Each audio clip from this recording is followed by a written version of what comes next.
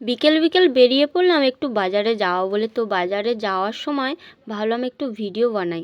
Video বানানোর একটাই কারণ হচ্ছে তোমাদেরকে দেখাবো যে আমাদের এইদিকে রজনীগন্ধা ফুলের চাষ হয়। জানি হয়তো অনেকের ওইদিকে হয়, যাদের গ্রামে বাড়ি হয়তো এর থেকেও ভালো আরও ফুলের চাষ হয়। তো আমাদের এইদিকে এই রজনীগন্ধা ফুলের চাষ হয়, গাঁদা ফুলের চাষ হয়।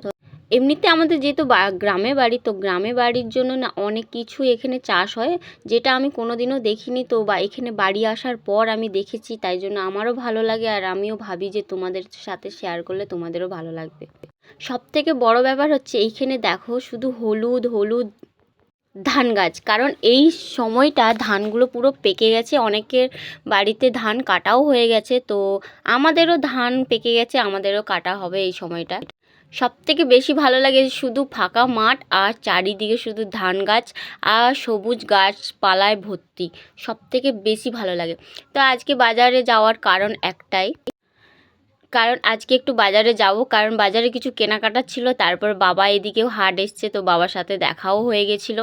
তো বেশি বড় আমি ভিডিও বানাতে পারিনি, আমি একটুক্ষণ বানিয়েছিলাম, কারণ যেহেতু এই হাটটা অনেকটাই বড় আর যেহেতু আমাদের বাড়ির পাশে।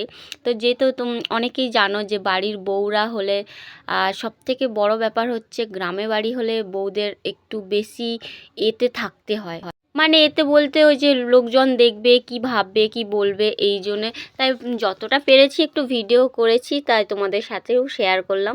জুতো দোকানে ঢুকে গেছিলাম মেয়ের জন্য জুতো কিনবো বলে, তারপরে চলে এসেছিলাম পরোটার দোকানে।